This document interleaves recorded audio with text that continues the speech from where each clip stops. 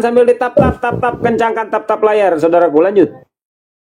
Ini masalah temanya apa nih? Ngalor ngidul ya? Ya, bebas lah, bebas. Lanjut.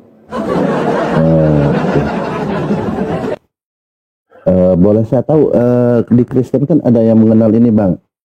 Ada baptisan, kan kalau di Kristen dibaptis gitu. Ya. Terus ada istilah diurapi gitu.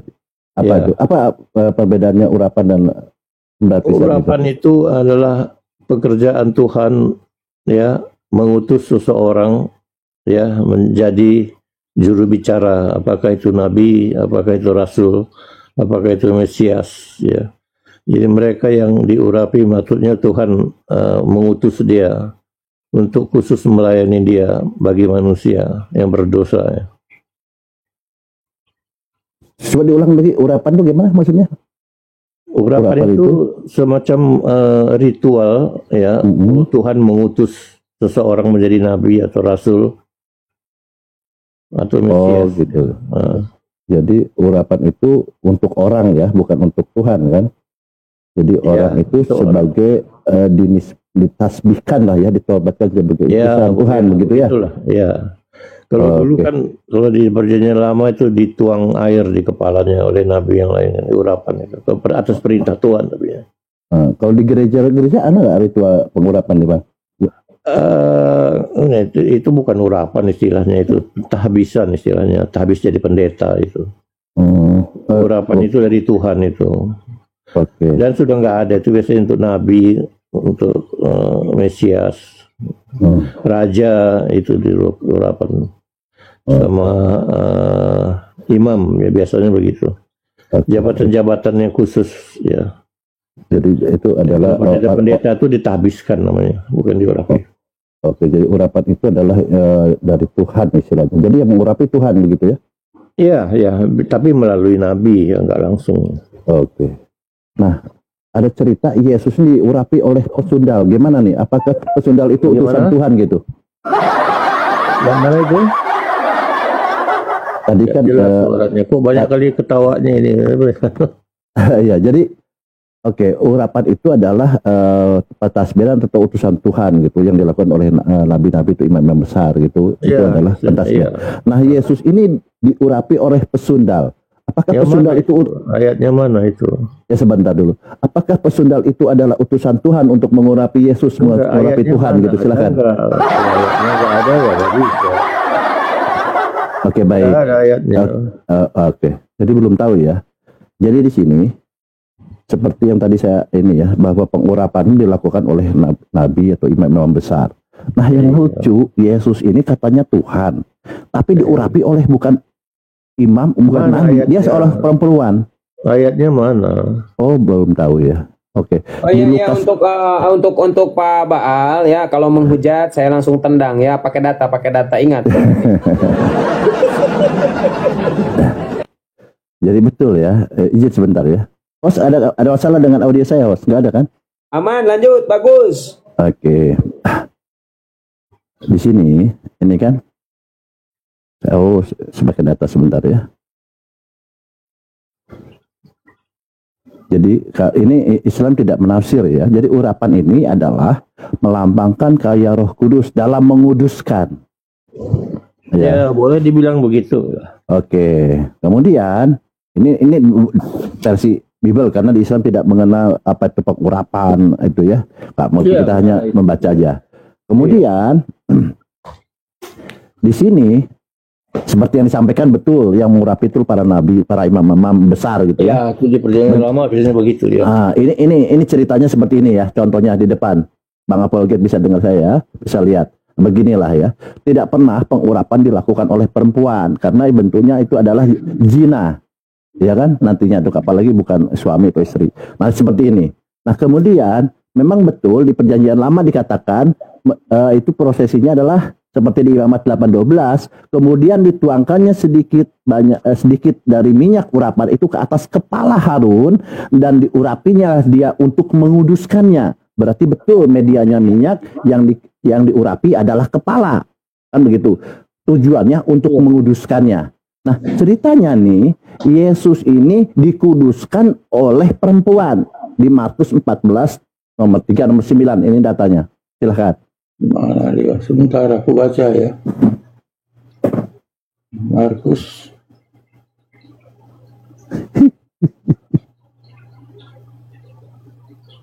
Markus berapa? Markus 14 ayat 14. nomor 3 sampai 9. Nggak boleh kita muslim nggak boleh comot-comot ayat ya, harus diambil perikopnya ya. Perikopnya harus dibaca. Perikopnya itu ya Yesus diurapi, nggak boleh dirubah-rubah perikopnya. Muslim nggak boleh comot-comot ayat ya. Markus 14 ayat 9 ya? 3 nomor sampai 9. Enggak, yang ada istilah urap itu yang mana? Urapan itu yang mana itu? Itu perikopnya, Bang. Markus 3. Enggak, Itu istilah urapan itu di mana maksudnya? Ini perikopnya nih. Ayatnya, ayat nomornya Markus 14 nomor berapa? Satu dong, satu ayat yang cerita urapan. Oh, itu nggak boleh comot-comot ayat. Ceritanya dibaca. Enggak, yang ada kata urapan itu di mana? Oke, diminyaki. Oh ya diminyaki, ya. Ya ini perikopnya jangan dirubah-rubah dong. Aduh, nggak boleh comot-comot ayat. Enggak ada, kata urapan itu enggak ada. Diminyaki itu lain artinya. Oke. Orang sakit juga diminyakin. Apa jadi lama orang sakit itu diminyakin juga oleh tua-tua. Oke. Jadi di sini. Ya, jangan dirubah-rubah Alkitab ya. Oh, nggak boleh. Bilang diminyakin, jangan. Ini perikopnya dibaca nih nggak? Iya, Baca, tapi itu bukan urapan. Ini kalau diminyakin. Aduh, salah lagi nih. Oke, saya baca ya. Ketika Yesus berada di Betania, di rumah Simon si kusta, dan sedang duduk makan, maka datanglah seorang perempuan membawa suatu buli-buli bualam berisi minyak. Ya. Murni yang mahal harganya. Setelah dipecahkannya leher buli-buli itu, dicurahkannya minyak ke atas kepala Yesus. Nah, kepala. Ini kalau bukan, makanya dikasih perikop Yesus diurapi. Buat apa perempuan itu coba ngasih kepala? Ini kurang ajar kan kalau nggak ada Kalau masalah. Aslinya sebetulnya nggak ada itu perikop, judul-judul itu nggak ada ya aslinya itu. Terus lagi apa dia tuh? Bukan diurapin. Lagi apa deh perempuan itu? Oh, perempuan itu? Iya, ada juga itu penyembahan, itu bersifat penyembahan ya. Mengakui dia itu sebagai Tuhan Mesias yang harus disembah ya. Nggak ada di situ penyembahan. Perempuan yang menyapu kaki Yesus dengan rambutnya itu meninggikan dia sebagai Tuhan. Oke. Baik, kita baca ya. Kita lanjut ya. Ya, silakan baca. Oke, kemudian di sini ayat 5, sebab minyak ini dapat dijual 3. Lanjut ya. Kita lanjut ke ayat 14 ayat 6. Tetapi Yesus berkata, biarkanlah dia. Mengapa kamu menyusahkan dia? Ia telah melakukan perbuatan yang baik padaku. Karena orang miskin selalu ada padamu dan kamu dapat menolong mereka bila mana kamu menghendakinya. Tetapi aku tidak akan selalu bersama-sama dengan kamu. Ayat 8-nya, ia telah melakukan yang dilakukannya. Tubuhku telah diminyakinya. Nah, apa nih tubuhnya nih? Dari kepala terus tubuhnya ini. Gimana deh? Iya, ya itu tradisi dari Yahudi itu. Ya kita kan tidak paham tradisi Yahudi itu. Itu tradisi Yahudi itu. Abang paham nggak nih? Ini abang nggak paham nggak ini? Yang begituan, aku kan sebaiknya begituan ditanya kepada orang Yahudi, karena itu tradisi itu. Abang paham nggak nih lagi ritual apa, Bang? Saya tidak ngerti tradisi Yahudi ya. Saya paham ajaran-ajaran kekristenan bolehlah, tapi tradisi Yahudi saya tidak ngerti. Iya, Bang. Oke, tidak paham, makanya kembali ke perikop, Bang. Para teolog, para pakar Kristen, ya pakar ini Alkitab menyatakan ini sedang proses diurapi. Yesus itu diutus itu sejak dari surga, bukan di dunia. Tuhan yang mengutus dia dari surga. Allah Bapa yang mengutus Allah Anak. Itu urapannya itu sudah dari surga. Untuk itulah dia turun ke dunia. Karena dia diutus bukan di dunia ini, di surga dia diutus sudah. Oke, jadi ini bukan proses pengurapan, bukan ya? Enggak, saya tidak percaya, itu tradisi kalau menurut saya. Oke, berarti sedang apa ini Yesus dengan perempuan itu? Ya tanya lah orang Yahudi, aku tidak ngerti tradisi, aku bilang. Itu tradisi Yahudi. Baik. Baik, jadi Lebih gini. baik tanya orang Yahudi atau yang beragama Yudaisme, mereka bisa jelasin itu. Oke, baik. Gini Bang, saya tanya, kok saya pernah di sana di Yerusalem 3 tahun. Saya tanya nih, sebenarnya ini prosesi apa? Dia bilang, saya tanya ini. Ternyata jawaban orang-orang sana ini prosesi pengurapan. Walaupun di sana saya kan hanya membacakan saja, tidak bicara tentang siapa sosoknya ini. Nah, kalau prosesi demikian itu sedang diurapi katanya. Iya, itu Gimana tuh? orang-orang Yudaisme lah itu, bukan Kristen itu, Yudaisme itu. Iya, Yesus sedang diurapi menurut orang-orang Yuda itu. Iya. Apa Yudaisme itu? Yudaisme, aku enggak paham Yudaisme, aku bukan orang Yudaisme, aku orang Kristen aku. Di Oke, Kristen baik. enggak ada kayak begitu, iya. Oke, Di baik. Kristen itu ditahbiskan. Tapi itu tradisi Yudaisme, aku enggak tahu itu. Oke, baik. Jadi jawabannya gini, Bang. Saya kan tanya di Yerusalem tuh, saya 3 tahun ke Yerusalem, di sana belajar gitu ya. Belajar Yeah. apapun lah istilahnya. Yeah. Sejarah, terutama sejarah, saya tidak bicara tentang agama. Tapi saya tanyakan prosesi ini, mereka kan membenci Yesus gitu ya. Tetapi saya tidak singgung-singgung masalah Yesus di sini. Tetapi saya tanya tentang prosesi ini adalah prosesi apa dalam tradisi Yahudi. Kan tradisi Yahudi. Nah, ini adalah tradisi Yahudi. Sedang pentasbihan atau pengkudusan. Nah, betul berarti bahwa prosesi di Markus 14 ayat 39 ini, Yesus ini sedang dikuduskan oleh seorang perempuan. Begitu loh Bang. Iya. Itulah. Jadi apa persoalannya? Oke, nggak apa-apa. Berarti Tuhan dikuduskan oleh, berarti Tuhan sedang dikuduskan oleh seorang perempuan ya. Oke, lanjut Bang ya. Nah, kemudian gini Bang, itu adalah di Betania. Kemudian kenapa Yesus diurapi lagi Bang? Ini ceritakan tadi udah klarifikasi ke orang Yahudi bahwa itu Yesus diurapi. Nah, saya tanya lagi, kenapa Yesus ini diurapi tidak sekali Bang? Iya, tapi beberapa kali orang Yahudi. Jadi soal urapan orang Yahudi itu ngapain ditanyain ke saya? Saya udah bilang saya nggak ngerti itu Yudaisme. Dia itu diurapi karena dia orang Yahudi. Ya, bukan sebagai Tuhan ya. Orang Yahudi dia juga dibawa ke bait Allah ya, untuk apa itu ada istilahnya saya lupa itu. Kalau Anda mungkin tahu tuh kenapa anak umur 8 tahun dibawa ke bait Allah, itu memang tradisi Yahudi semua. Jadi jangan tanya aku kalau bukan ajaran Kristen. Makanya tanya aku ajaran Kristennya aja lah, bukan Yudaismenya ya. Lebih suka kita berbahas mengenai ajaran. Saya lebih suka mengenai ajaran, bukan ayatiah seperti Anda gitu loh. Enggak, Abang tadi kan saya tanya sebelumnya apa tuh pengurapan, Abang menjelaskan gitu kan? Iya, aku menjelaskan ya apa yang aku tahu. Tapi kalau soal ya mengapa di 2 kali, mengapa di stirmi, apa segala itu Yudaisme itu, aku tidak mendalami hal itu ya. Oke, baik Bang. Tentunya sebelum saya tanya ke Abang kan, Abangnya seorang Kristen. Iya.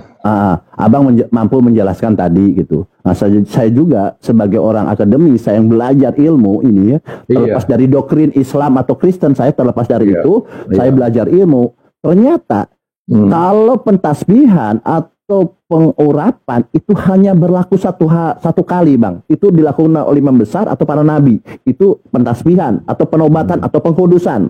Nah, Yesus ini ditasbiskan, dikuduskan oleh yang kita baca di sini oleh perempuan 2 kali. Ini ceritanya apa nih Bang? Kok kontradiksi nih kelihatannya deh Bang dengan adat istiadat Yahudi? Iya. Saya tanya lah ke orang Yahudi, karena aku udah bilang tanya ke orang Yahudi, bukan jangan ke aku tanya. Aku nggak ngerti itu. Oh, baik. Kalau gitu saya sedikit lagi, satu lagi mungkin sebelum ke yang lain. Jadi ya teman-teman, Islam tidak boleh menafsir, menjelaskan apa itu makna istilahnya pengurapan, istilahnya baptis, karena di Islam tidak mengenal itu. Tetapi berdasarkan literasi dan apa-apa yang kita pelajari, ternyata Yesus ini katanya Tuhan, tetapi dikuduskan atau disucikan, ditasbihkan oleh perempuan-perempuan. Dan perempuan ini diantaranya adalah pesundal, kan ngeri nih. Nah, seumpamanya perempuan itu adalah orang-orang yang berdosa, seharusnya terbalik. Yesuslah yang membaptis mereka. Yesuslah yang mengurapi mereka sehingga mereka itu suci dari dosa. Ini terbalik. Tuhan dikuduskan oleh perempuan-perempuan itu, ditasbihkan. Demikian seperti yang di Lukas 7 nomor 36 sampai 49. Di sini judulnya, ini ada judulnya ya. Seorang perempuan berdosa mengurapi Yesus. Di sini ada kalimat mengurapinya. Ada kalimat mengurapinya nih. Jadi di sini di ayat 38, lalu ia berdiri di belakang Yesus dekat kakinya sambil menangis dan mulai membasuh kakinya Yesus dengan air matanya dan mengusap dengan rambutnya. Setelah ia mencium kaki Yesus, mengurapinya dengan minyak wangi. Nah, ada nih pengurapi. Ya demikian dari saya. Lanjut aja yang lain, mungkin berat ini ya. Bapak ini sangat santun, hormat, dan kalau dia tidak tahu, dia jawab tidak tahu. Dilanjut aja, Buya. Terima kasih, Buya. Dengan yang lain, dilanjut. Terima kasih, terima kasih. Oke, siap. Silakan siapa barangkali Ahi Peri atau siapa, Kang Madu, Kang Bejo atau Ko Beni. Silakan. Sahigul. Cek 1, 2, 3. Ini Aku sama masuk dulu. Apologet Buya. kayaknya ya. Iya, Satu kayaknya pertanyaanku. apologet. Enak ini santun orangnya sama Kang Madu. Silakan lanjut, Kang. Jangan aku cuma satu doang sih, Bu ya. Katanya Pak Apologet, Yesus Iya. itu diurapinya di surga sama Bapak. Itu ketulisnya di mana ya, Pak? Iya, sebetulnya Allah itu kan maha ada ya, tapi di dalam Kristen dikatakan dia memang dia di surga. Kan istilah surga itu banyak sekali di Alkitab. Pertanyaanku gak ke sana, Pak. Iya, pertanyaannya kemana? Yesus diurapi enggak? Lo ini urapan lagi ya pertanyaan. Coba yang lain aja lah ya. Nah, itu Ya, ini jujur saya aja. udah bilang dari tadi soal urapan itu kan itu tradisi Yahudi ya. Di perjanjian Iya. lama di dalam kekristenan itu habiskan yang ada bukan urapan ya seperti begituan. Jadi Berarti Yesus enggak diurapi ya? saya tidak tahu ya itu tradisi Yahudi itu yang begitu ya. Kok itu melulu sih dari tadi pertanyaannya nggak ada yang lain yang mau ditanyakan. Nah, soalnya Kok ke aku situ doang? tergelitik, Pak, dengan kata-kata Iya, Bapak. tapi Anda salah alamat. Aku udah ngerti soal itu dari tadi. Aku udah bilang nggak ngerti kok diulang-ulang terus. Ajaran Kristen boleh saya jawab, tapi kalau tradisi Yudaisme aku nggak ngerti.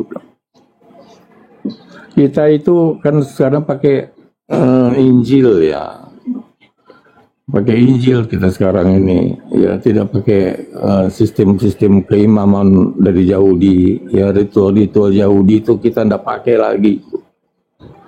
Ya, kita sistemnya Injil, hukum Kristus. Ya, di dalam perjanjian lama disebut jadi hukum Kristus di situ. Saya udah Gimana, Bang, kali dengan apa? Dengan Bang Apologet ini. Jadi kalau ditanya dia selalu jawabnya gitu, nggak tahu gitu. Datanya nggak tahu, belum sampai ke sana, belum pernah dipelajari gitu terus. Bapak yang tahu apa, Pak, kira-kira, Pak? Biar enggak tahu. Ajaran Kristen bukan ajaran Yudaisme, ajaran Kristen. Aku ini kan orang Kristen, bukan Yudaisme. Kalau ajaran Kristen aku usahakan aku bisa jawab. Kalau nggak bisa aku tahu nggak bisa gitu aja. Tapi ajaran Kristen bukan Yudaisme ya. Oh, Iya, Bapak masih ingat nggak ketika waktu itu diskusi sama saya di roomnya apa namanya? Di rumah itu. Salah satu apologet yang saya tanyakan tentang ayat-ayat palsu. Bapak waktu itu berdua dengan teman Bapak. Aduh, nggak ingat aku. Yang mana, zaman mana itu dulu? Ya, itu juga 3-4 hari yang lalu, Pak. Nah, ayat-ayat palsu, rasanya aku nggak pernah bahas ayat-ayat palsu. Mengenai apa ini pertanyaannya? Kalau soal mengenai kritik-kritik teks, ya aku nggak ngerti itu kritik teks. Aku bukan orang Nah, sekolahan. itu Bapak udah paham tentang kritik teks. Iya, tapi kritik teks itu kan ilmunya khusus itu untuk orang-orang sekolahan itu.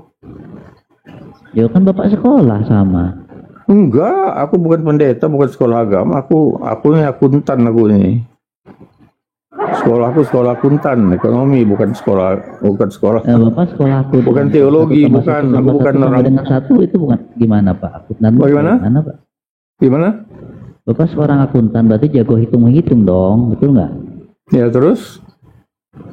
Nah, ketika tadi Abu Yastro menanyakan bab 1 tambah 1 tambah 1 sama dengan 1 tuh gimana hitungannya, Pak? Tadi saya jelaskan kan sebetulnya Tuhan itu metafisik, ya bukan fisik, bukan sesuatu yang bisa ditambahkan, karena dia itu roh, hakikatnya roh. Makanya dia tidak terikat oleh hukum alam. Tapi pun kalau mau dipaksakan hukum alam, kenapa mesti tambah-tambah? Kali-kali juga bisa sebetulnya. Tapi sebetulnya bukan suatu objek yang bisa dihitung. Ya, jadi Tuhan Kalau itu dikali bagaimana? Bukan variabelnya Tuhan harus itu sama, kan? berapa gitu loh. Kalau ditanya Tuhan itu berapa itu udah salah. Ya, dia bukan sesuatu yang masuk di dalam ikatan perhitungan fisika, matematika segala macam gitu loh. Kalau dikali, kalau hasilnya 1 itu variabelnya harus sama atau boleh beda, Pak? Enggak, itu hanya simbolik saja. Sebetulnya dia tidak bisa diterikat dengan Lanjut, itu. Bang Ben lah. Ya, Ya, saya juga bingung menguasai masalah tentang ketuhanan Yesus pun bingung. Dia serba saja. Mau apa diskusinya? Tapi aneh ya Bang Ben ya. Teman-teman Kristen itu pinter tapi bicara ketuhanan. Ya coba aja kalau nggak percaya tanya sama ayat itu juga nggak akan terjawab. Nggak tahu. Ya, cuma gitu jawabannya. Saya sudah ketemu kok dengan Pak Apollo. dan saya sudah jawab tadi kan. Apa yang saya nggak jawab itu kan hanya tadi soal urapan itu kan, itu tradisi. Yang lain kan saya jawab. Ya udah gini aja lah, Pak. Fahamkan saya tentang arti Tritunggal itu gimana?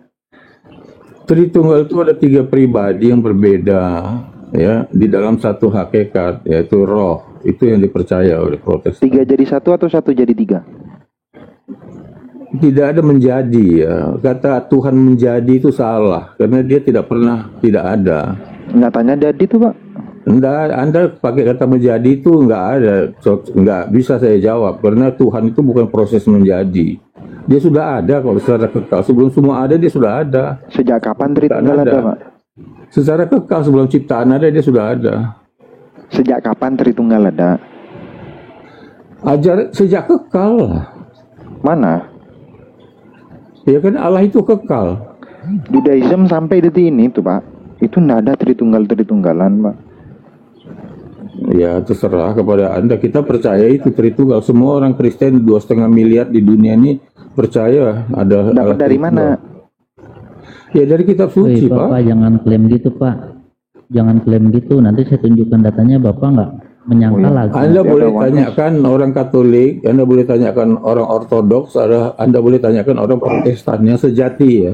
Di luar itu memang bukan tidak percaya, tapi yang 3 agama utama ini mungkin 90% lebih dari kekristenan itu percaya Allah Tritunggal. Yang tidak percaya itu sepalan itu. Nggak semua negara sama Tritunggal, Pak. Saya sudah baca Bibelnya. Ya terserah lah kepada Anda. Tapi saya kan juga punya pendapat Tritunggal yang saya percaya diyakinin oleh semua yang lain. Yang yakin Tritung doang, Pak. Wan sudah yakin. Ya Anda hitung sendiri lah. Pernah begini Pak sebelumnya. Bapak pernah baca nggak original aslinya bahasa Yunaninya? Bahwa di situ enggak bisa bahasa Yunani, tidak bisa bahasa Ibrani. Firman dan Roh Kudus itu bukan tertulis gitu. Tertulisnya itu the Holy Spirit, water and the blood. Yang artinya Roh Kudus, air dan darah. Nyampe ke Indonesia dikasih tanda kurung Bapa, Firman dan Roh Kudus. Bukan hanya ayat itu, ayat lain banyak sekali mengenai Tritunggal. Pada usah pun pakai ayat itu banyak. Ya, di mana? Kecuali Tritunggal itu hanya. Tritunggal itu cuma ada di 1 Yohanes 5 ayat 7, itu pun ayat sisipan. Ada di Amanat Agung, bukan ada Matius 28. Di ayat Matius 3, 16, 17 ada, 1 Petrus 1 ayat 2 ada, Matius 28 ayat 19 ada. Baik, Bapak bilang bukan sisipan, Pak ya? Bukan sisipan. Bukan hanya sisipan itu kan begini ya. Ini saya nggak ahli tekstual kritikisme, tapi saya juga bukan orang yang nggak tahu juga lah sedikit-sedikit mengenai tekstual kritikisme. Itu memang ada manuskrip yang mencantumkan itu, ada yang tidak. Tapi selalu dikasih footnote kalau tidak semua manuskrip mencantumkan itu. Itu setahu saya ada penjelasan di situ. Jadi Alkitab itu jelas di dalam manuskrip itu sesuatu yang meragukan, dibikin memang catatannya bahwa ini tidak semua ada di manuskrip. Kita kan manuskrip Perjanjian Baru itu ada 5.000 lebih ya. Ini ya Pak, kalau Bapak lihat ini. Ya, ini saya besarkan nih. Enggak, bacakan aja apa itu? Ya, 1 Yohanes 5 ayat 7. Benar nggak Pak? Ini dari Alkitab Sabda nih Pak. Nah, di sini bacanya Pak ya.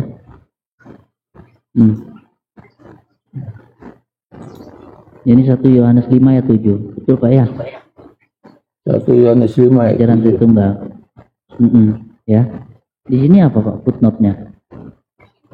Karena bagian ini pasti tidak asli. Iya, tapi kan bukan itu saja lah ya. Orang kalau tidak mau Banyak, percaya tidak itu juga asli, ayat banyak, yang lain juga banyak. Tritunggal itu banyak. Puluhan. Nah, kalau tidak Itu asli varian, itu Tuhan Pak. bukan? Varian itu bukan puluhan, Pak, ratusan ribu kalau varian, tapi itu tidak mengubah suatu ajaran, Pak. Itu ayat itu ada Enggak, atau tidak. Gini, Pak. Ajaran itu tetap Tritunggal itu tetap ada, Pak. Nggak dengar dulu penjelasan saya. Nggak ada ajaran Tritunggal itu nggak ada, Pak. Ya, terserahlah kalau Anda tidak percaya. Memang itu bukan kepercayaan Anda. Ya, Anda punya pandangan, Anda punya worldview, nggak bisa dipakai untuk menilai kekristenan. Karena Anda bukan orang Kristen. Baik, Pak. Nih, Iya. saya waktu itu belum sempat tanya tentang kritik teks satu lagi nih Pak kepada Bapak. Cuma Bapak udah keburu. Kritik teks aku nggak tahu. gitu. Jangan tanya sama aku. Udah Aku keburu bukan pergi orang sama sekolah. teman Bapak Aku waktu hanya itu, ajaran aja oke. Tapi Ya, bagaimana Bapak bisa menerima ajaran kalau kitab sucinya salah-salah semua, Pak? ya itu kan menurut Hasil Anda. tangan manusia bukan firman Tuhan. Nggak ada yang salah. Kita nggak ada yang salah. Loh, Ya. Bapak Bible Bapak itu varian. firman Tuhan atau bukan? Perbedaan varian itu, varian namanya. Kalau di dalam manuskrip itu varian, kita tapi ngomong kalau dalam perbedaan terjemahan memang ya banyak yang Selamat berbeda kayak pagi bahasa. Itu gap bahasa ya. Ya, pagi, odong-odong sebentar, odong-odong. Sekarang saya tanya sama Bapak, apakah Ya. Bible Bapak itu firman Tuhan? Iya, Alkitab firman, Berarti- tapi aslinya ya, bukan terjemahan ya, aslinya. Aslinya yang mana? Yang aslinya yang mana? Iya, manuskrip itulah. Ya, manuskrip. Nah, manuskrip itu ditemukan atau dituliskan oleh murid Yesus. Itu ditulis oleh mereka murid-murid dari murid Yesus ya. Murid Nah, Yesus itu sekarang, asli. Kalau Yang memang ditulis ditemukan oleh Yesus kalau asli memang oleh ditulis para oleh murid nabi. Yesus, kenapa manuskripnya dikatakan di situ ditemukan, lalu dikanonkan? Kenapa harus Iya, dikanon? memang karena banyak Injil palsu kayak Injil kayak Ada sekitar Pak, apa Injil itu palsu, justru, banyak yang palsu. Justru yang di apokrif itulah yang aslinya di apokrif semua. Ya, Karena suka nggak sesuai dengan pengajaran. Iya, boleh. Anda boleh pendapat begitu, tapi jangan lemparkan itu ke saya, karena saya tidak percaya itu. Saya percaya 66 kitab itu. Itu yang saya percaya. Nah, sedangkan Kanon Katolik itu, punya ya. 73 kitab, gimana itu? Ya, Anda Sebenarnya terserah. mana Anda Kristen? percaya itu ya terserah. Ya, saya tidak percaya itu. Ortodok punya 80 kitab, Ya, gimana itu? tapi saya percaya yang di zamannya orang Yahudi yang paling tahu kitab dia berapa. Kita pakai yang konvensi di zamannya itu. Ya, orang Yahudi yang memilih sendiri kitabnya, itu kan hanya menyangkut kalau perjanjian lama ya. Perbedaan itu kan Kalau menyangkut menurut Bapak nih, masa antara firman Tuhan itu boleh intertestamental. nggak diganti-ganti Pak, dirubah-rubah? Enggak, yang berubah-ubah. 66 kitab itu sama semua. Yahudi, Kristen, Oh, nggak boleh Protestan, berubah-ubah. Katolik, Baik. sama Ortodok sama ya. 66 kitab itu semua sama itu. Iya. Oke, nggak apa-apa. Susunannya yang berbeda karena tapi isinya semua sama yang 66 kitab ya. Ini Pak ya, ini saya punya data dari Kodeks Sinaiticus, Kodeks Tertua nih Pak. Di mana kodeks ini menjadi banyak rujukan negara-negara untuk menjadikan Bible dalam terjemahan negara masing-masing. Di kitab Genesis Pak, di kitab Kejadian ini Pak, ya, ini tidak terdapat pasal 1 sampai 20. Pertanyaan saya, dari mana mereka bisa apa namanya? Iya kan bukan mencantumkan Sinaiticus pasal saja, kan ada 1 sampai banyak 20? yang lain. Selain Sinaiticus ada banyak. Tapi untuk Dari apa kodeks saya mana? soal Dari kodeks mana? Anda nggak Dari bisa kodeks mana? Dari kodeks menanyakan apa? soal Vatikanus? ajaran ya. Anda dari tadi menanyakan kritik Ya, teks. dari kodeks Kritik teks itu Vatikanus, saya nggak ajaran ngerti itu kritik gampang teks. Pak, ajaran gampang. Ajarannya dari mana dulu? Dari manusia atau dari Tuhan? Itu yang saya pertanyakan. Iya, tapi saya percuma Anda membahas dengan saya dengan kritik teks. Saya bukan Boleh orang saya sekolah jawab? yang mempelajari kritik teks ya. Boleh odong-odong jawab? Saya bukan Ya, ahli udahlah, kritik susah teks. Buya, Saya yang mengetahui ajaran, bukan kritik teks ya. dah Kritik teks, tradisi Yudaisme itu saya nggak tahu itu. Tidak nyawa dengar-dengar ini sudah liar. Iya, Iya, odong-odong kenapa? Oke. Odong-odong. liar kau Ya, saya jawab ya, teman-teman diam juga. dulu supaya jangan tabrakan ya. tadi kan dia menolak Taurat dan Injil, tapi Allah menyatakan tidak dianggap beragama Tiba-tiba ke sana, apabila tiba-tiba tidak ke sana, menaati odong-odong nih. Taurat dan Injil. Al-Maidah 68. Odong-odong, lu dari kemarin gitu mulu. Apa ini orang? Lu nggak punya narasi lain?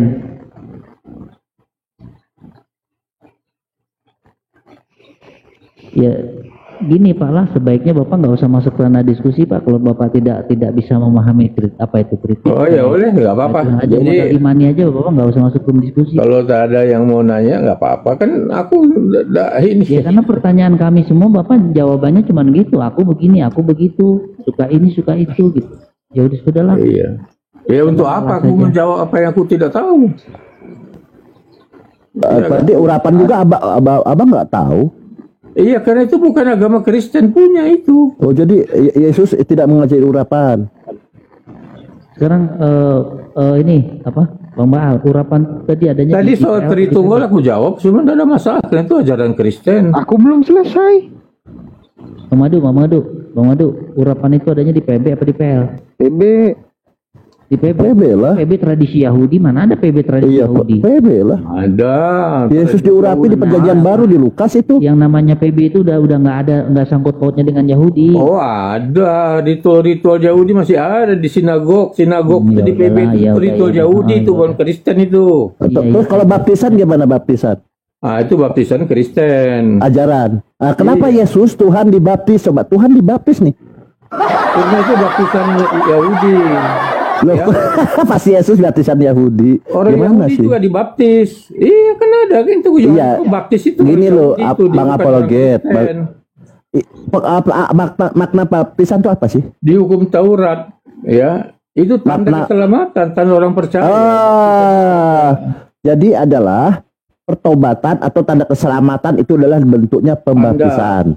Hanya tanda saja ya. Kemudian Yesus diklaim Tuhan. Yesus diklaim untuk tanda keselamatan atau penebusan dosa. Nah, Yesus Tuhan apa coba yang punya dosa sehingga harus dikuduskan, harus dibersihkan dosa-dosanya? Dia tidak berdosa. Jadi Alkitab mengatakan Yesus tidak berdosa. Loh, dosa Yesus banyak loh. Dan mana ayatnya? Ya oke, Ayat kita bicara baptis Ayatnya dulu lah, mana? jangan loncat-loncat. Ayatnya mana? Yesus Yesus nyuri berdosa. keledai. Mana? Yesus nyuri keledai. Ayatnya mana? Mana ayatnya dikatakan dia berdosa mana coba? Oke, baik. Ayat berapa itu? Sabar dulu. Kita bahas dulu tentang baptisan, jangan Nah, loncat-loncat. saya tanya ayatnya Yesus berdosa itu di mana? Nyuri keledai berdosa tidak? Di mana dia katakan mencuri keledai? Di Oh, mana baik, ayatnya? baik. Kita bahas ya Yesus. Kita bahas Yesus nyuri keledai atau Yesus bertobat dulu dengan pembaptisan. Mana nyuri keledai mana ayatnya? Oke, baik. Jadi maunya ya bahas dulu Yesus nyuri keledai gitu. Nggak ada nyuri keledai. Itu menurut Oke. Anda, nggak ada, Yesus nggak nyuri. Loh, ini nggak pernah baca nggak ya? Aku udah baca kitab, nggak ada nyuri keledai kecuali Coba Anda baca yang mana? Jangan salah lagi Anda nih. Nanti pas ditanya bingung lagi. Anda yang menuduh, Anda yang menunjukkan dong. Kok mesti saya? Katanya sudah baca. Iya, Anda yang masih tahu. Saya nggak baca, ada mencuri itu nggak. Makanya Anda yang menunjukkan dong mana ayatnya dia mencuri Oke, keledai. kalau gitu kita bahas baptis dulu ya. Mencuri keledai dulu bahas. Itu yang terakhir yang bukan mana. Baptis kan sudah dibahas. Oke. Tadi yang mencuri keledai mana ayatnya? Tadi kan saya mau bahas mencuri dulu, baptis Bahas dulu. mana yang mencuri, mana yang. Ya, nanti kita lari kenapa Yesus dibaptis. Karena kan mencuri keledai, nanti berurutan. Ya kan? Kita bahas baptis dulu ya. Baptis kan sudah saya jawab itu tanda. Sudah kan apalagi? Ya itu, kenapa Tuhan kok minta bertobat dari dosa nih apa maksudnya? Iya, di mana Iya, jelema Tuhan iya. berdosa? Oh, Tuhan Oke, berdosa. baik. Baik ya. Karena Mana kelihatannya belum. ayatnya? Ya sabar dulu, tenang aja. Jangan kaget nanti pas ditanya, oh saya tidak tahu, itu tradisi Yahudi. Loh yang melakukan Yesus kok. Ya mana ayatnya? Ngomong. Ya, baik. Jadi omon-omon aja. Nanti pas ditanya kaget lagi. Oke, sebentar ya. Omon-omon aja ya. Susah. Jadi di sini apa tuh baptisan? Apa tuh baptisan itu adalah pertobatan kan begitu. Nah Yesus ini Tanda ya. Tapi Kota Anda. di Jangan Yahudi ngarang itu loh. Itu tradisi Yahudi waktu itu. Yahudi lagi. Oke, kita jadi Ya, kita nggak. Iya, untuk mengikuti hukum Taurat. Baca dong, mengapa dia dibaptis? Untuk menggenapi hukum Taurat. Hukum Tidak Taurat ada ngarang Yahudi. itu ngarang. Baca ayatnya mana? Coba buktikan di mana itu ada menggenapi hukum Taurat. Di mana? Baca. Mana? Suruh tanya dia ngomong tapi nggak menarasikan tapi nggak pakai data ngarang. Iya, memang dia harus mengikuti hukum Taurat. Memang dia menggenapi semua hukum Taurat. Karena ada ayatnya. Ya, Coba tidak tunjukkan ada ke saya mana untuk menggenapi hukum Taurat. Satu iota pun tidak ada selain semuanya itu terjadi. Baptisan bukan Taurat. Baptisan mana? Ya, kamu tadi yang khusus baptis mana? Makanya aku tunjukin mana. Iya mana? Iya, mana ayatnya? Oke, sebentar ya kita bagi. Jadi di sini Kamu yang Yesus menanyakan ini sabar soal dulu. baptis. Anda mengatakan bahwa baptisan itu untuk menggenapi hukum Taurat. Saya bilang mana Iya. datanya? Anda pernah nggak pelongo? Nah kan? Iya. Iya. Di dalam materi baptisan itu ada di situ. Iya di mana? Ya, Coba tunjukkan. Ya. Cari dulu lah. Kok suruh saya nyari? Ayo, itu coba, penjelasan silakan. dari saya. Anda mau percaya mau enggak ya enggak apa-apa. Iya, Saya tunjukkan ke enggak maksa. saya datanya. Saya tidak memaksa karena dia itu memang untuk menggenapi semua hukum Taurat. Iya mana datanya? Mana datanya? Katanya Silakan. enggak omon-omon Pak. Kalau ada omon-omon itu ada data Pak. Iya, Iya. silakan. Mana datanya? Kalian juga cari dong itu datanya mana. Gampang cemen. Kalau saya tuh 14 tahun di Vatikan, 3 tahun di Yerusalem, pasti saya punya data. Iya. tapi silakan, mana? Datanya cari dulu juga lah. Sudah siap saya. Udah di tangan saya ini. Anda mengatakan baptisan Yesus itu untuk menggenapi hukum Taurat, mana datanya? Baru nyari kan? Baru nyari. Masa Tuhan dikudus? Masa Tuhan bertobat dari dosa? Masa Iya. Yesus Tuhan tapi bertobat dari dosa? Matius 3 itu ayat Matius 3. Iya, tunjukkan, buka layar, ayat 13, buka. ya. Buka. Matius 3 ayat 13. Matius 3. Ayat 13. Aku mesti baca dulu kan aku bukan tukang hafal ayat aku. Iya, bukan. Masalahnya tidak perlu hafal, penting pinter. Nggak hafal terus bodoh kan botol gimana jadinya? Ini dia ya kan? Iya, ayat silakan. 15 itu, ayat 15 kan ada itu. Iya, Matius silakan 3 ayat baca. 15. Silakan baca. Ya, lalu Yesus menjawab katanya kepadanya, biarlah hal itu terjadi, karena demikianlah sepatutnya kita menggenapkan seluruh Menggenap kehendak apa? Allah.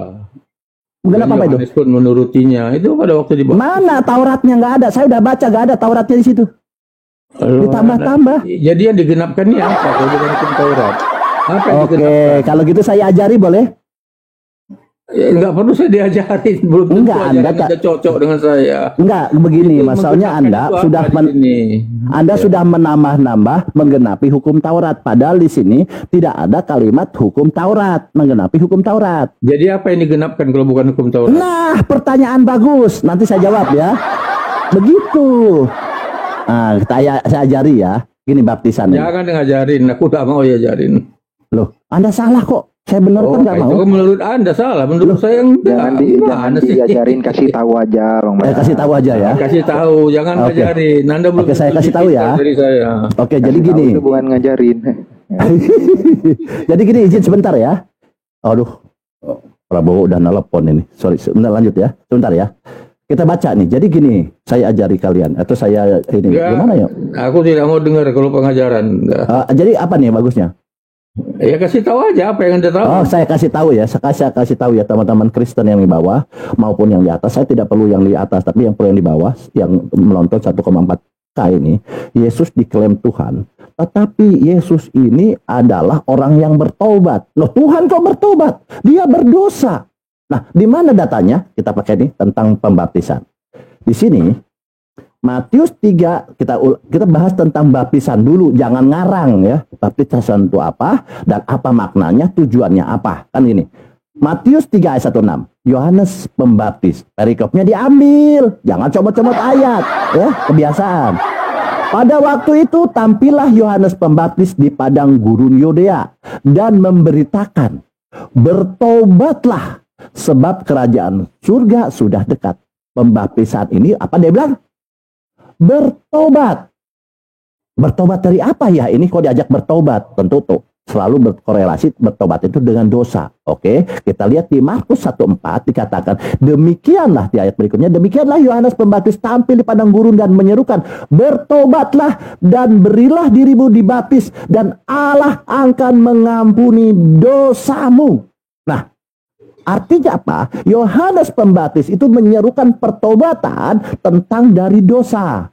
Bertobat dari dosa. Dosa, makanya harus bertobat. Bertobat dari mana? Dari dosa. Bolak-balik sama saja. Ini baptisan Yohanes.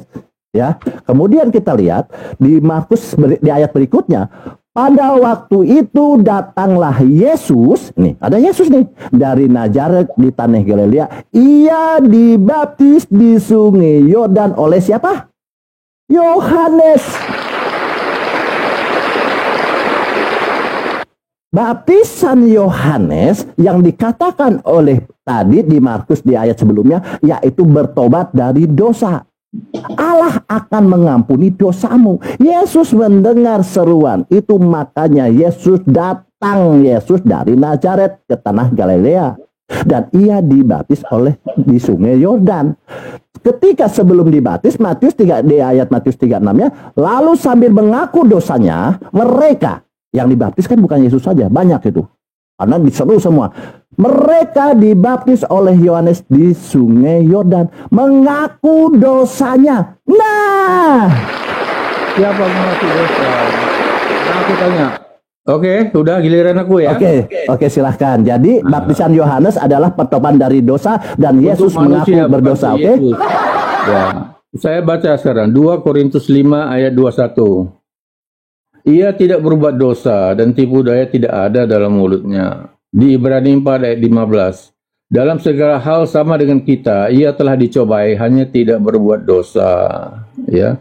Di dalam Kisah 3 ayat 14, 22 ayat 14, 1 Petrus 3 ayat 18, 1 Yohanes 2 ayat 29, Yesus disebut sebagai yang kudus, yang benar, dan yang adil. Jadi jangan disamakan Yesus dengan manusia berdosa yang lain, karena dia manusia yang tidak berdosa.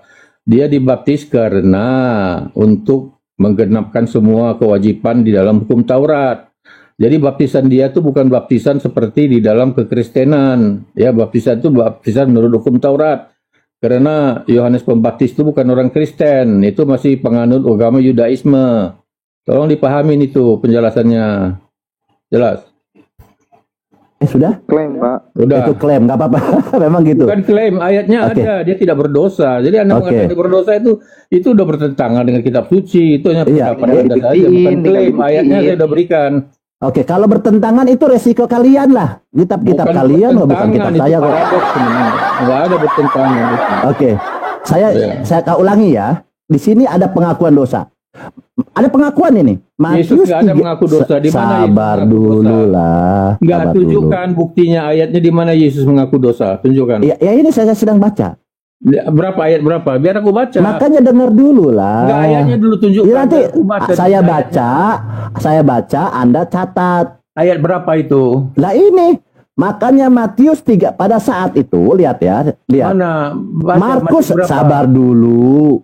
Markus 1 nomor 9. Pada waktu itu datanglah Yesus dari Nazaret di tanah Galilea. Ia dibaptis di sungai Yordan oleh Yohanes. Di Matius 36 dicatat. Lalu sambil mengaku dosanya, mereka dibaptis oleh Yohanes di sungai Yordan. Loncat ini Markus Matius kok loncat-loncat sih? Gimana nih kayak kutu loncat aja nih? Sabar dulu. Yang mencatat ini sabar dulu. Tadi Markus terus ke Matius gimana ceritanya? Ya, makanya saya jawab.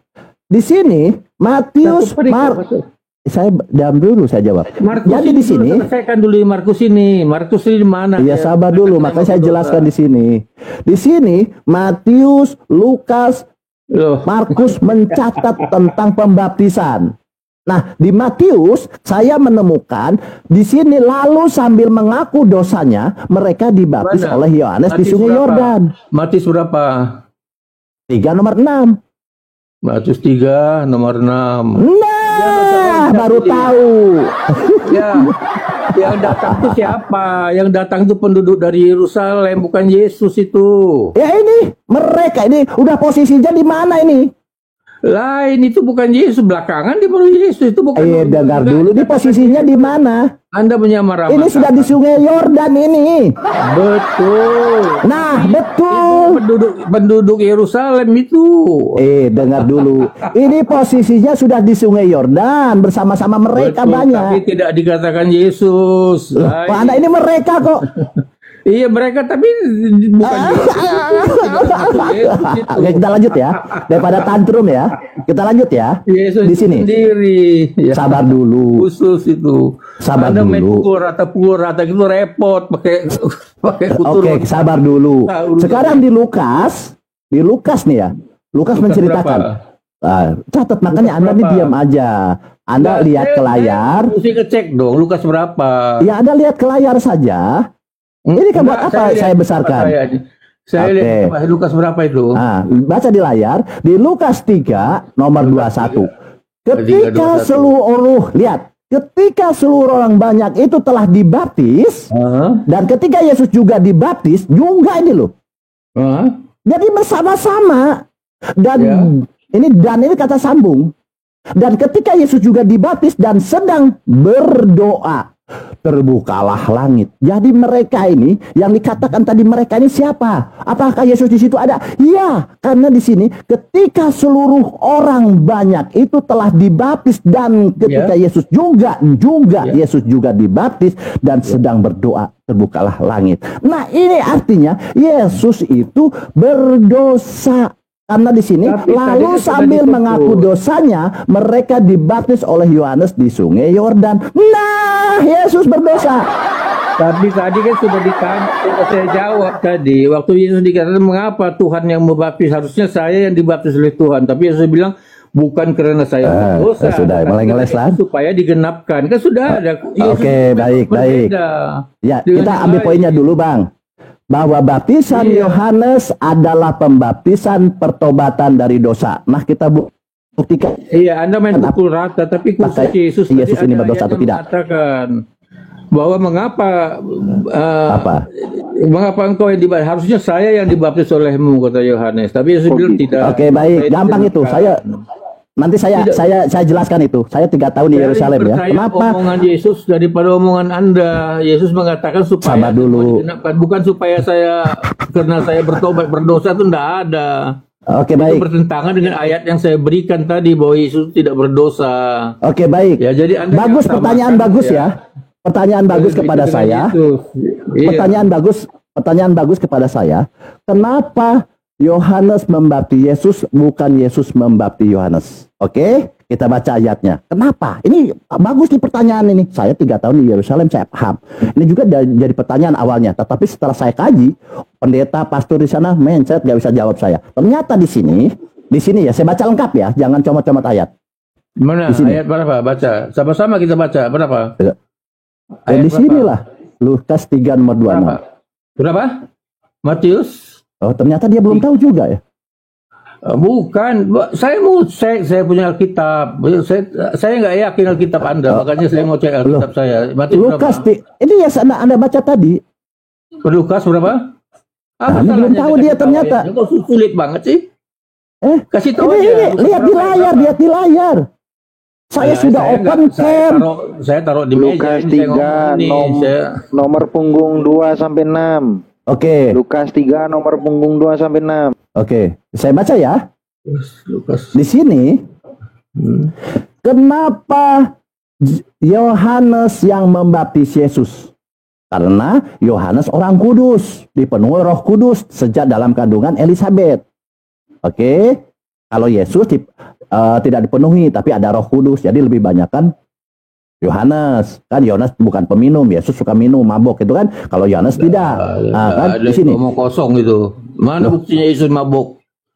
Mana ayatnya? Dia loncat-loncat lagi. Kita fokus ke sini dulu. Loncat anjing. Yesus peminum. Yesus peminum, Yesus mabuk. Saya bisa buktikan loh Yesus pemabuk. Aduh, Anda ini loncat-loncat melulu dari kita tadi. Fokus dulu nih, Bang. Ini, Bang. Sekarang giliran Yesus pencuri, mana itu ayatnya Yesus mencuri? Nanti makanya nanti kita buktikan dulu. Ini tentang dosanya apa nanti gitu ya. doang, capek gua nunggunya nanti doang. Mana nanti? Jadi Lukas 3, sabar dulu, ini kenapa? Tadi kan pertanyaan, kenapa Yohanes Pembaptis yang membaptis Yesus? Itu saya sudah satu-satu jawab. saya jawab. Saya sudah jawab itu, sekarang giliran Anda menjawab saya. Jawab apa Anda nanti? Anda bertanya kepada saya. Menggenapkan hukum Taurat, Anda percaya tidak? Itu urusan Anda. Sekarang mana Yesus mencuri keledai mana? Gampang nanti gini. Bukan pada waktu itu sekarang saya tidak mau gantian. Kok emosi begitu sih? Bukan emosi, Anda ini lari-lari melulu dari tadi. Ini tentang pembaptisan. Pada waktu emosi gini si Bapak ini. Saya sudah jawab. Sekarang giliran Anda. Mana itu? Oke, baik. Mencuri keledai itu mana?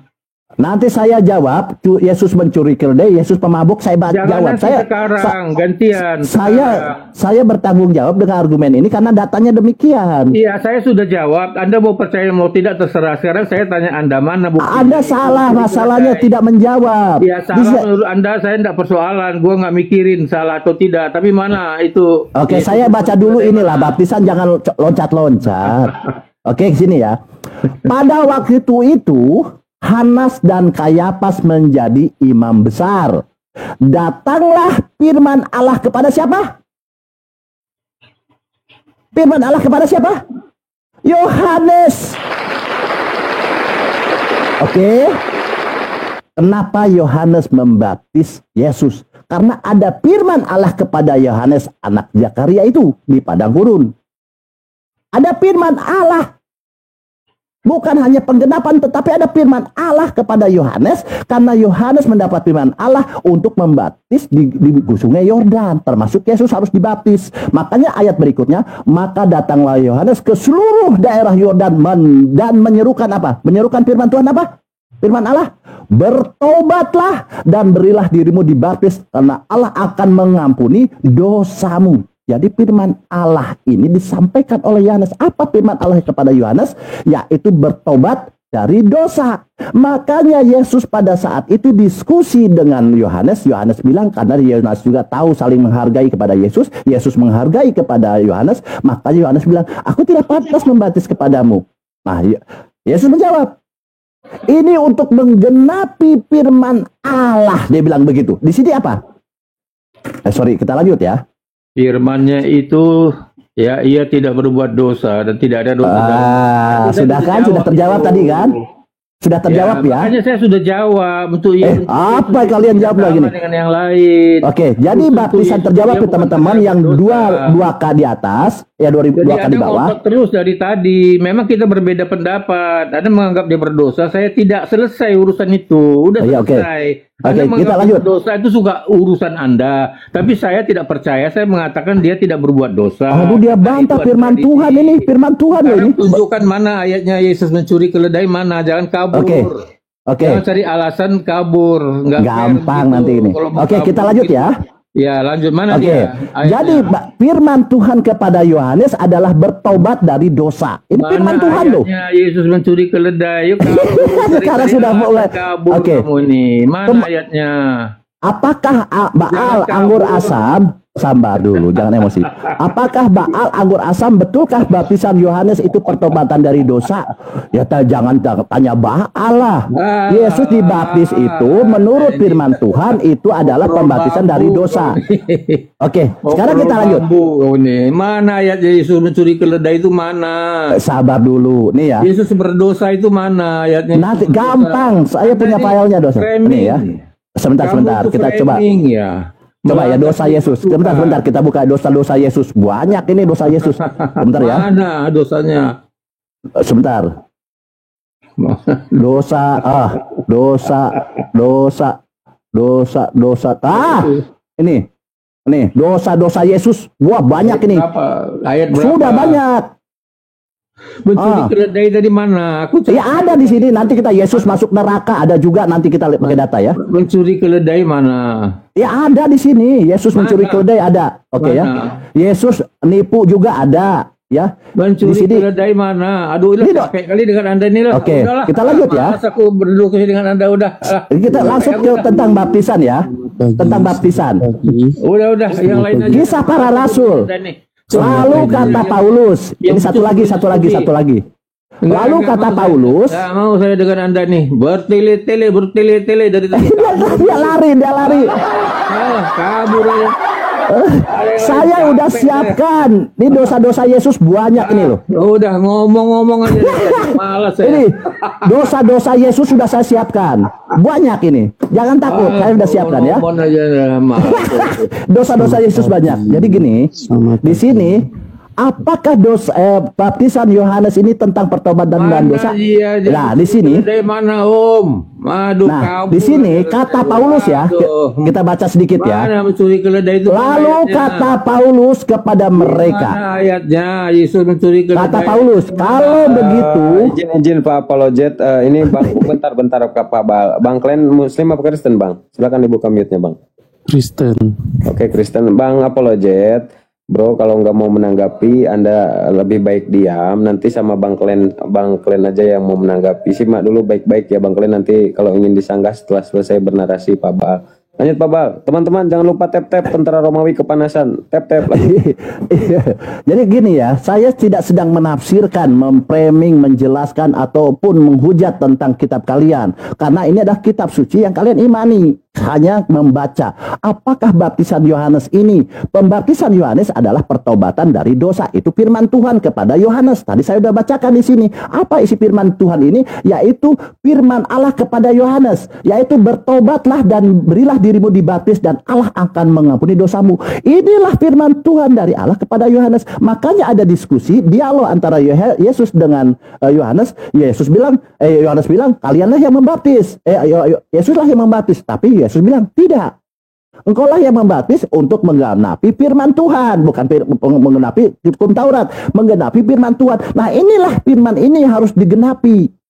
Karena Yohanes mendapat perintah dari Tuhan untuk membaptis dari pertobatan dari dosa. Ini Lukas 3:26. Ini dibenarkan oleh Tuhan kalian, yaitu Paulus. Nih Kisah Para Rasul 19 ayat 35. Bukan Tuhan ya. Apa namanya? Lalu kata Paulus kepada mereka. Ini Paulus ini ngomong. Bukan kata Islam. Islam tadi tidak paham itu baptisan ya. Islam tidak boleh framing, menafsirkan, menjelaskan atau menghujat. Di sini kata Paulus apa? Kata Paulus kepada mereka, (2). Kalau begitu dengan baptisan manakah kamu telah dibaptis? Jawab mereka, dengan baptisan Yohanes. Lalu di ayat 4-nya, kata Paulus lagi, baptisan Yohanes adalah pembaptisan yang telah bertobat. Berarti benar bahwa Yesus dibaptis ini karena bertobat sesuai firman Tuhan. Nah, kemudian ada pertanyaan. Tadi bagus pertanyaan. Ini kita baptisan clear ya. Nanti pertanyaan, mana dosa-dosa Yesus? Apa dia mencuri keledai? Nanti kita buktikan berurutan. Banyak. Saya punya bukti ya. Ini terserah nanti Anda bantah saja. Silahkan ditanggapi yang Kristen. Sudah terbukti ya? Selesai. Lanjut. Oke, baiklah. Pertama, Anda gagal memahami ayat itu. Ayat itu sebenarnya untuk menggenapi nubuat. Itu yang pertama. Kedua, sebelum Yesus menjalankan tugas dari Bapaknya, dia harus dibaptis. Bukan Yesus yang mencuri. Apa? Dia yang tidak mengenal dosa telah dibuat menjadi dosa. Itu poinnya dengan mati di atas kayu salib. Tanpa ada pembaptisan, mana mungkin Yesus akan melayani. Jadi izin Pak Pendeta ganti akun Pak Pendeta. Iya. Pantesan suaranya gua kena. Pak Pendeta kenapa sih ganti-ganti akun mulu Pak Pendeta? Aku udah sopan Buya, mohon maaf. Lanjut Pak Pendeta. Aduh. Aduh, kalian akun lama kemana Pak Pendeta? Lagi di band. Waduh, Pak Pendeta orang baik kena ban pula. Kenapa Pak Pendeta? Ya, ini Pak Apologet simak baik-baik. Di sini ada Pak Pendeta ya. Pak Apologet tadi mutar. Simak baik-baik, belajar di sini Pak Apologet. Lanjut Pak Pendeta. Wah, saya kok Pak kata gua kok ini suaranya nempel banget di telinga gua ini. Oh, ternyata ganti akun. Lanjut.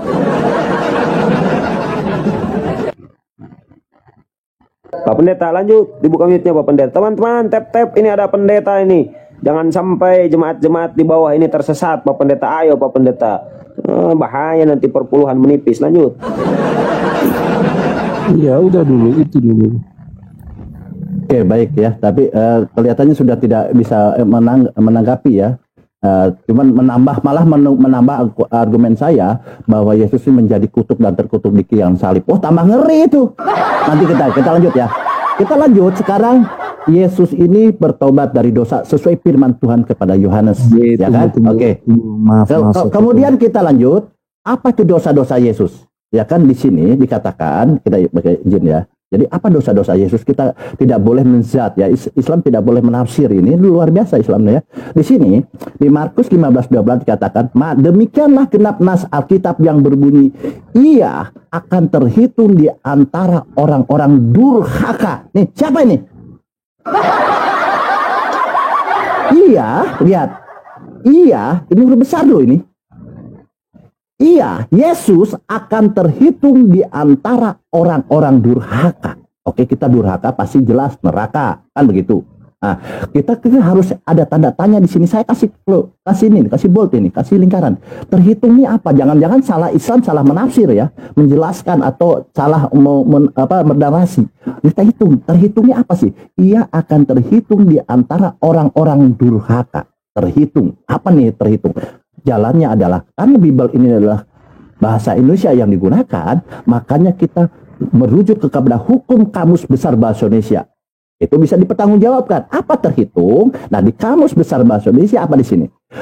Menghitung, terhitung. Nah, kita bicara tadi terhitung.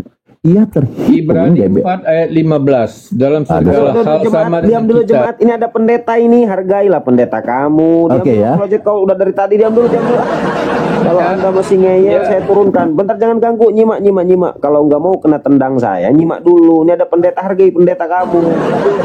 Mana Yesus dicuri keledai itu mana? Mana ayatnya? Ya nantilah, ini bertahap satu-satu dulu, yang ringan-ringan dulu lah. Iya, jangan yang ringan dulu ini. Aduh, ini mau sudah tidak kondusif, apologet. Dia mau menghindar, dia sebenarnya mau bikin tantrum. Omal ini biar tantrum gitu. Dia maunya gitu. Nah, di Markus 15 ayat 28, demikianlah genaplah nas Alkitab nih. Nas ini, nubuatan ini yang berbunyi, ia akan terhitung di antara orang-orang yang durhaka. Ini terhitungnya apa sih? Apakah dia masuk dalam yang durhaka atau tidak? Gitu kan kita tidak boleh menafsir. Berarti tantrum kita. Tentunya kita merujuk kepada Kamus Besar Bahasa Indonesia. Di sini dikatakan terhitung ini adalah dalam Kamus Besar Bahasa Indonesia, terhitung itu sudah dihitung, termasuk dalam hitungan. Nah, ini Kamus Besar Bahasa Indonesia. Jadi kita nggak usah berdebat. Oh, terhitungnya begini, nggak usah, karena ada Kamus Besar Bahasa Indonesia yang menjadi rujukan orang-orang Indonesia. Ini bisa dipertanggungjawabkan. Nah, di sini artinya Yesus ini termasuk di antara orang-orang durhaka, masuk neraka. Ini datanya. Silakan. Oke, silakan Pak Pendeta Jirok, diam dulu ya. Anda jemaat, hargailah pendeta Anda ya, diam dulu nyimak. Teman-teman sambil tap-tap, agak goyang-goyang ini. Aduh, mentang-mentang lagi puasa ini tap-tapnya ini lemah kali. Tap. Lanjut, Pak Pendeta lanjut. Kapan saya Bos? Oke, jemaat kalau tidak kondusif saya turunkan. Hargailah pendeta kamu ini lah mau ngomong. Mana sih Jirok? Silakan Pak Pendeta. Oke, baik, saya akan menanggapi itu ya. Sebelum Anda masuk ke ayat 27 ya. 28, Anda harus baca dulu ayat 27. Itu kan ini peristiwa di mana Yesus diolok-olokkan. Yesus mau disalib karena dosa-dosa manusia. Bukan karena Yesus berdosa. Dia terhitung di antara orang-orang durhaka, yaitu orang-orang berdosa. Yesus tidak berdosa, tetapi dia disalibkan karena untuk menebus dosa manusia. Iya, Pak Pendeta. Serasa di gereja ini komal saya, Pak Pendeta. Tolong Pak Pendeta, di sini kagak ada perpuluhan, kagak ada persembahan kasih, pakai data Pak Pendeta. Jangan berkhotbah lah, yo. Baca ayat 32. Ayat 32. Baca dong.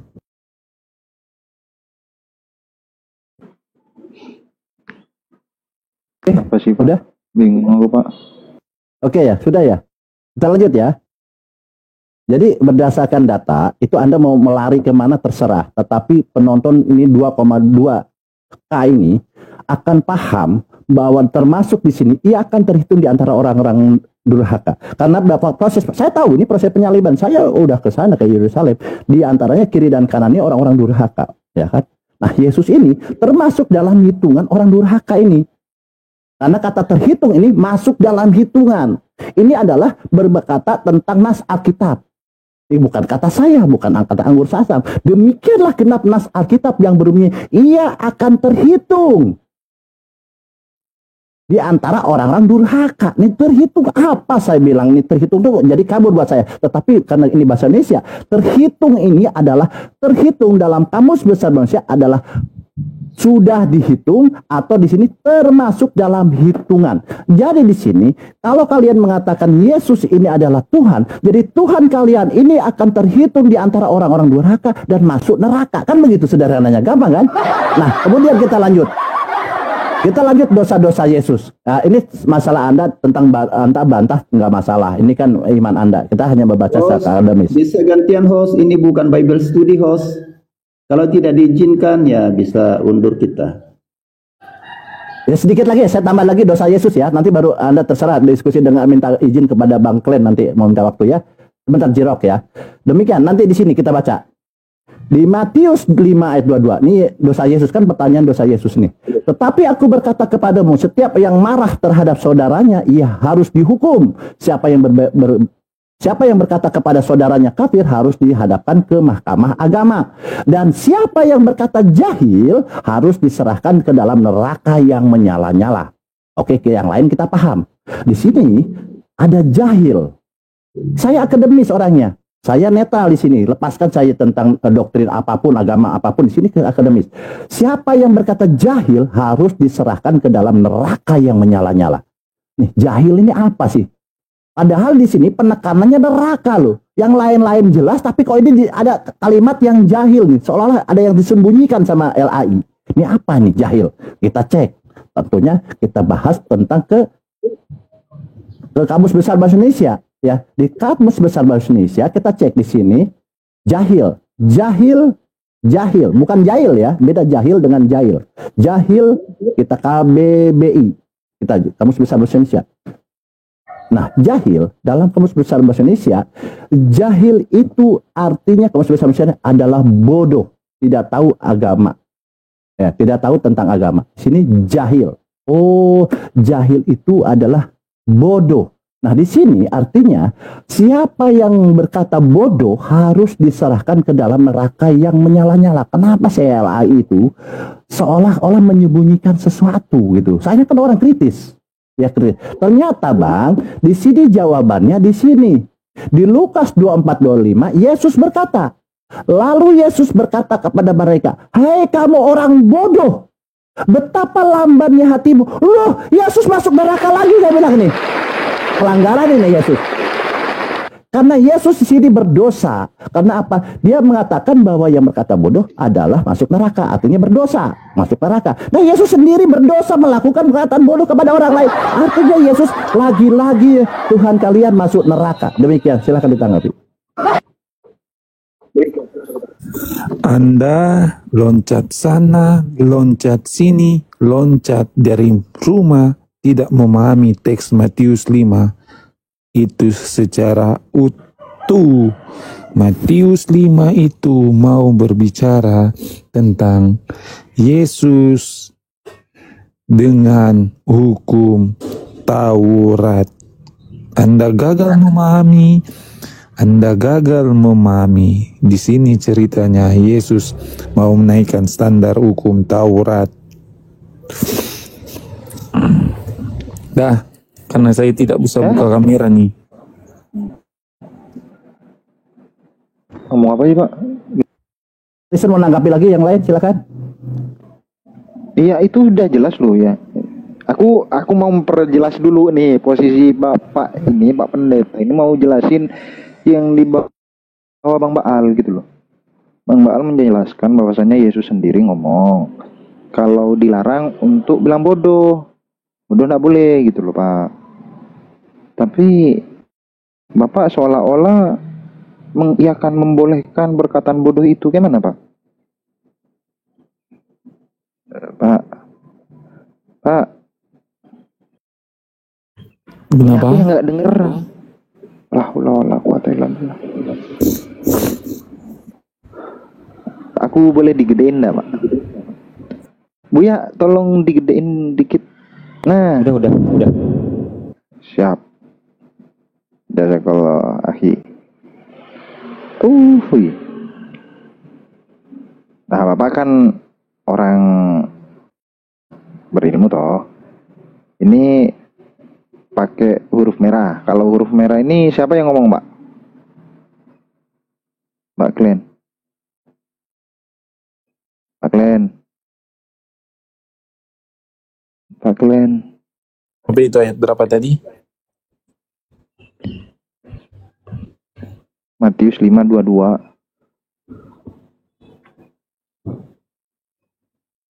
Matius 5:22, Pak. Oh iya. Mantap. Nah, ini kata-kata siapa? Yesus orang jujur atau orang tidak jujur? Orang jujur. Neraka itu tempatnya orang yang berdosa atau yang tidak berdosa? Berdosa.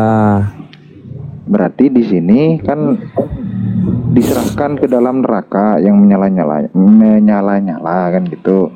Gara-gara ngomong jahil, berarti yang ngomong jahil berdosa toh? Karena masuk neraka. Pak Pendeta ingus. Iya Pak. Ini jahil nih. Siapa? Tunggu.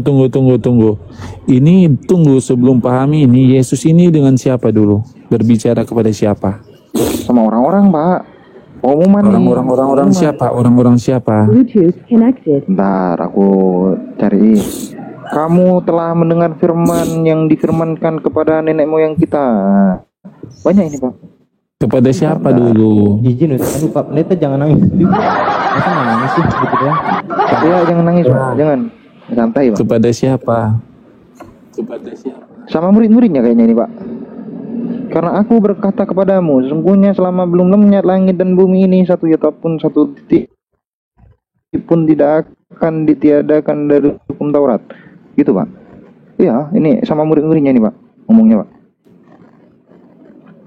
Ini lagi pengajaran nih, Yesus nih. Gitu toh.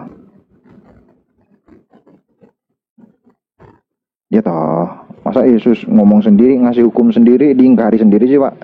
Kok nggak nyambung gitu, Pak? Aduh. Nih, Mbak. Ini nih, Pak. Siapa yang berkata jahil, kata Yesus nih, harus diserahkan ke dalam neraka yang menyala-nyala. Nah, kan Bapak punya kitab original teksnya Yunani nih.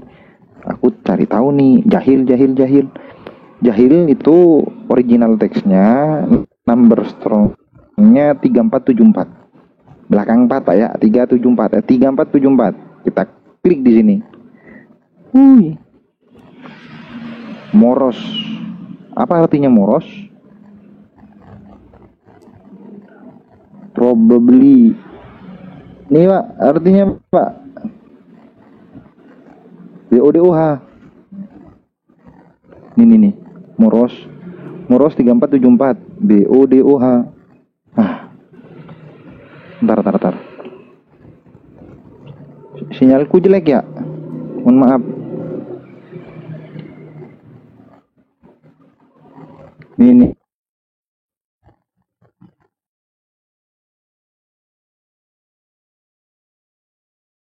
Diri yang ngomong lagi, hai kamu orang-orang BODOH lah. Ada BODOH nih. Oh beda Bang Madu, bukan itu. Kita ini berstrongnya berapa? 3474 Pak. Moros. Dua. Ini saya yang salah atau gimana Pak?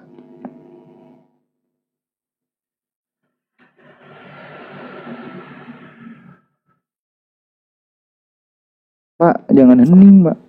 Ini aku Iya, yang hening apa Bapak Moros yang hening? itu. Moros itu coba lihat folis.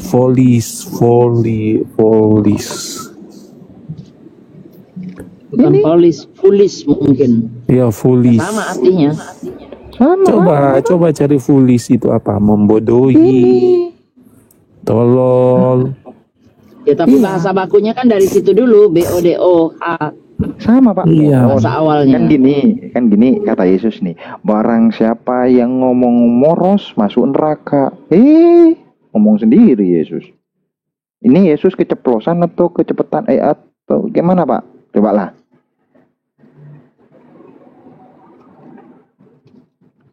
Mungkin Ustadz Madu, mungkin si ini Bang Clem ini nggak pernah baca tadinya, jadi dia mungkin agak kaget kali. Bun, pendeta dia. Oh, bunda. Biar pendeta bisa aja cari ayat-ayat yang enak. Nah, bisa lah, Bun. Ini 3474, Pak Pendeta. Ini 3474. Tadi peraturannya 3474 juga. Moros juga. Barang siapa yang ngomong moros, kamu akan dilempar ke dalam api yang menyala di neraka. Katanya neraka tempat orang berdosa atau tidak berdosa. Dengan jelas Tunggu, dan kamu tegas. itu baca di mana dulu itu? Ini kan. Bentar ya, Matius. Bentar sih, sebentar Pak. Oh, jangan tiba-tiba nih. Matius 5:22. Ya, terus TB toh. Ini ya, paralel terus. Pak, paralel. Terus. Nah, ini kan di sini. Dan siapa yang berkata jahil nih. Kan enggak mungkin Ya, toh Yesus tahu terus. jahil, kan enggak mungkin. Pasti pakai bahasanya Yesus. Ini jahil, Pak. Nomor Iya, terus. 3474. Bener enggak ini jahil? Jahil enggak? Iya, Jahul terus. kali, Pak. Nah, Terus. klik nih. Jahil itu asalnya dari mana? Moros. Berarti kata Yesus dilarang bilang moros kan gitu sama orang. Bener nggak? Di mana? Ini siapa yang berkata moros, kan jahil moros tadi nih, harus diserahkan ke dalam neraka. Neraka tempat dosa atau tidak berdosa? Bapak bilang dosa tah?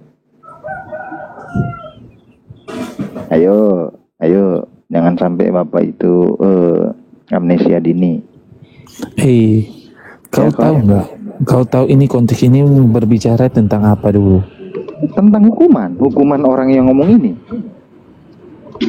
Ini bicara tentang konteks hukum Taurat, Yesus dan hukum Taurat. Iya Pak. Ini kata hukum Taurat tidak boleh ngomong moros. Itu bukan kata hukum Taurat. Yesus sedang menaikkan standar hukum itu. Nah, standarnya tidak boleh ngomong moros toh.